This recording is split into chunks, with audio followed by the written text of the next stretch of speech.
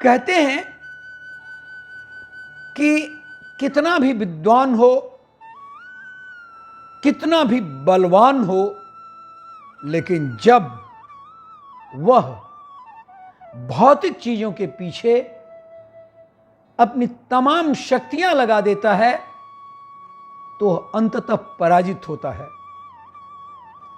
आइए मैं 2 चरित्रों सुंद और उपसुंद की कथा के बारे में बतावें। महाभारत के आदि पर्व में वह कथा है। महान दैत्य हिरण्यकश्यप के कुल में निकुंभ नाम से प्रसिद्ध एक दैत्यराज हुआ था, जो अत्यंत तेजस्वी और बलवान था। उसके महाबली और भयानक पराक्रमी 2 पुत्र भी हुए थे, जिनका नाम था सुंद और उपसुंद। वे दोनों दैत्यराज बड़े भयंकर और क्रूर थे।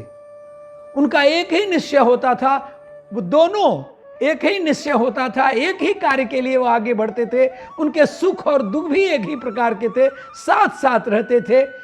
एक के बिना दूसरा न तो खाता था, पीता था और न किसी से कुछ बातचीत ही करता था। वे दोनों एक दूसरे के कल्याण के लिए ही जीते थे।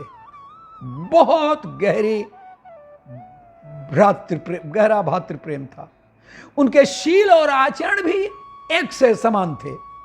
एक ही जीवात्मा मानो 2 शरीरों में विभक्त कर दिया गया हो। वे महाबली पराक्रमी दैत्य साथ साथ बढ़ने लगे और प्रत्येक कार्य में एक ही निश्चय पर पहुंचते। दोनों में कभी मतभेद नहीं होता था। किसी समय वे तीनों लोकों पर विजय पाने की इच्छा से एक विचार होकर गुरु से दीक्षा लेकर विंध्य पर्वत पर गए और वहां कठोर तपस्या करने लगे। भूख और प्यास का कष्ट सहते हुए, सिर पर जटा तथा शरीर पर बलकर धारण किए हुए वे दोनों भाई दीर्घ काल तक महान तपस्या में लगे रहे। हवा पीकर रहते, अपने ही शरीर के मांस के टुकड़े काट काट कर अग्नि में आहुत कर देते थे। बड़ी भीषण तपस्या।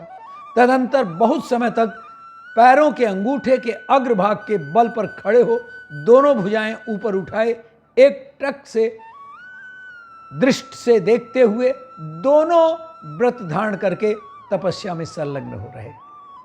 उन दैत्यों की तपस्या के प्रभाव से दीर्घ काल तक संतप्त होने के कारण अरे विंध्य पर्वत भी धुआं छोड़ने लगा। एक बहुत अद्भुत सी बात हुई ना।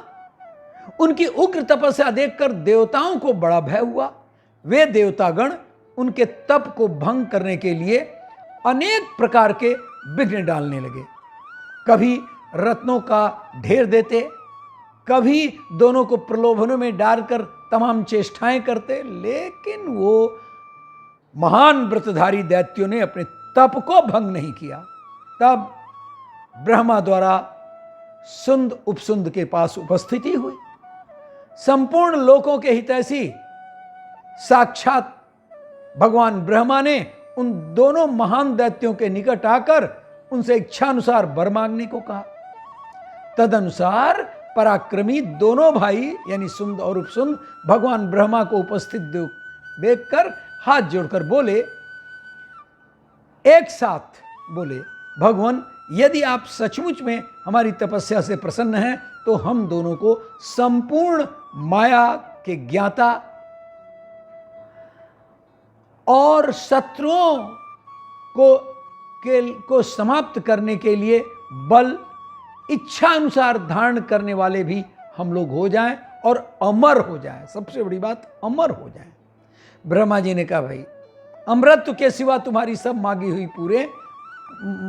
हुई बातें सब पूरी हो जाएंगी।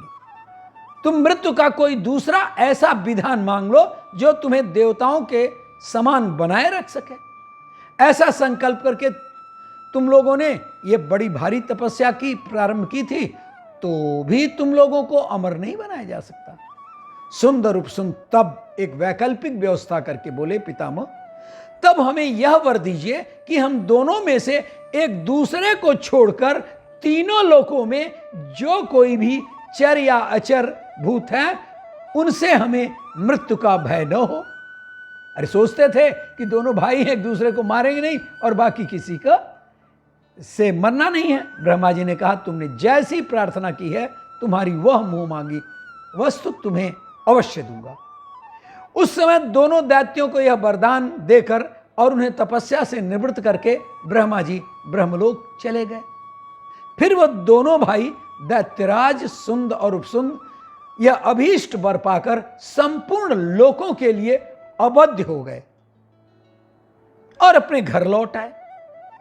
वरदान पाकर पूर्ण काम न होने के कारण लौटे हुए वो दोनों वीरों को देखकर उनके सभी सगे संबंधी बड़े खुश हुए, बड़े प्रसन्न।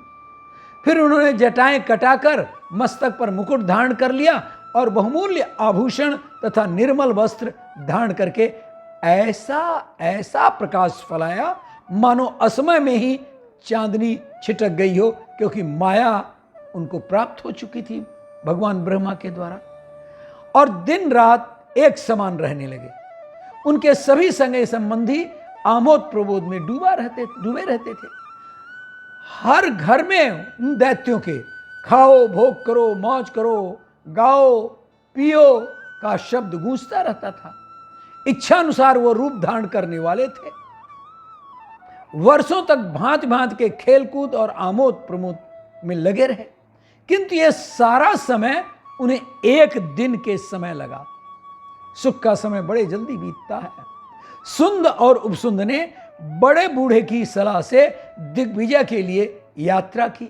उन्होंने इंद्रलोक, यक्ष लोक, राक्षस, नाग, मलेच्छ आदि सब पर विजय प्राप्त कर लिया।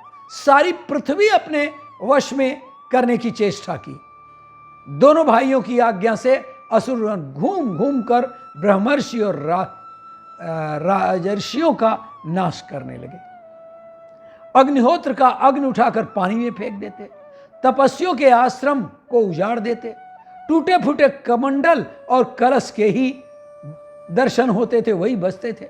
जब ऋषि लोग दुर्गम स्थान में जाकर छिप करके रहने लगे, तब वे दोनों असुर यानी सुंद अपसुंद हाथी सिंह और बाघ बनकर उनकी हत्या करने लगे। मने हद हो गई। ब्राह्मण और क्षत्रियों का नाश करने लगे। यज्ञ, स्वाध्याय और उत्सवों के बंद होने से चारों ओर हाहाकार मच गया। बाजार के कारोबार बंद हो गए। संस्कारों का लोप हो गया। हड्डियों का ढेर लग गया। पृथ्वी भयंकर दिखने लगी। इस भयानक हत्याकांड को देखकर ऋषि मुनि और महात्माओं को बड़ा कष्ट हुआ। सब मिलकर ब्रह्मलोक गए कि क्या है आपने इन सबों को जो वरदान दिया है ये तो बर्बाद कर दे रहे हैं। ब्रह्मा जी के पास महादेव, इंद्र, अग्नि, वायु, सूर्य, चंद्र आदि देवता सभी विद्यमान थे। महर्षियों और देवताओं ने बड़ी नम्रता के साथ ब्रह्मा जी के सामने निवेदन किया कि सुंद उपसुंद ने प्रजा को किस प्रकार नाश किया है, कितना निष्ठुर काम किया है, उसका वर्णन नहीं है। ब्रह्मा जी ने क्षण भर सोच कर कहा, अच्छा रुको बताता हूं। विश्वकर्मा को बुलाया और कहा, तुम एक ऐसी अनुपम सुंदरी स्त्री बनाओ जो सभी को लुभा ले। विश्वकर्मा ने सोच विचार कर एक त्रिलोक सुंदरी अप्सरा का निर्माण किया। संसार के श्रेष्ठ रत्नों का तिल तिल जुटाकर उनका अंश लेकर उसका एक एक अंग बनाया। इसलिए ब्रह्मा जी ने उस सुंदरी का नाम रखा तिलोत्तमा। तिलोत्तमा ने ब्रह्मा जी के सामने हाथ जोड़कर पूछा, भगवान क्या आज्ञा? ब्रह्मा जी ने कहा, तिलोत्तमे तुम सुंद और उपसुंद के पास जाओ, अपने मनोहर रूप से उन्हें लुभाओ, तुम्हारी सुंदरता और कौशल से उनमें फूट पड़ जाए, ऐसा उपाय करो। तिलोत्तमा ने ब्रह्मा जी की आज्ञा स्वीकार करके प्रणाम किया और सब देवताओं की प्रदक्षिणा की।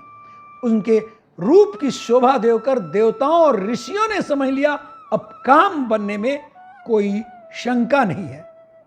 इधर दोनों दैत्य पृथ्वी पर विजय प्राप्त करके निश्चिंत भाव से निष्कंटक राज्य करने लगे। उनका सामना करने वाला तो कोई था ही नहीं, इसलिए वे आलसी और बिलासी हो गए। एक दिन दोनों भाई शराब पीकर नशे में उन्मत्त थे। उनकी आंखें चढ़ी हुई थी, तिलोत्तमा पर दृष्टि पड़ते ही वे काम मोहित हो गए। भेजा ही गया था तिलोत्तमा को इसीलिए, और अपने उस स्थान से उठकर तिलोत्तमा के पास आ गए। वे इतने कामांध हो गए थे कि उन्होंने बिना कुछ सोचे विचारे तिलोत्तमा का हाथ पकड़ लिया। सुंद ने दायां हाथ पकड़ा तो उपसुंद ने बायां हाथ पकड़ा। वे दोनों शारीरिक बल और धन, नशे और उन्माद में एक दूसरे से तो कम थे नहीं, दोनों हर चीज में बराबर थे तो बल में भी बराबर थे। इसलिए कामातुर होकर आपस में ही तनातनी चलने लगी। सुंद ने कहा, अरे अरे ये तो मेरी पत्नी है, तेरी भाभी लगती है रे। उपसुंद ने कहा, ये तो मेरी पत्नी है, तुम्हारी पुत्रवधू के समान है। दोनों ही अपनी अपनी बात पर अकड़ गए और तेरी नहीं मेरी कह करके झगड़ा करने लगे। क्रोध के आवेग में दोनों अपने स्नेह और सौहार्द को भूल गए। गदाएं उठी, पहले मैंने इसका हाथ पकड़ा है, मैंने पहले इसका हाथ पकड़ा है। इसी किस्म के विवाद में दोनों एक दूसरे पर टूट पड़े। दोनों के शरीर खून से लथपथ हो गए और कुछ ही क्षणों में दोनों भयंकर असुर पृथ्वी पर गिरते हुए दिखाई पड़े। ब्रह्मा जी ने तिलोत्तमा की प्रशंसा की और वर दिया कि किसी भी मनुष्य की दृष्टि तुझ पर अधिक देर तक नहीं टिक सकेगी। इंद्र को राज्य मिला, संसार की व्यवस्था ठीक हो गई। ब्रह्मा जी अपने लोक को चले गए। नारद जी ने कहा, सुंद और उपसुंद एक दूसरे से अत्यंत हिले मिले थे तथा एक प्राण दो देह थे, लेकिन एक स्त्री ने उन दोनों की फूट और विनाश का कारण बनी।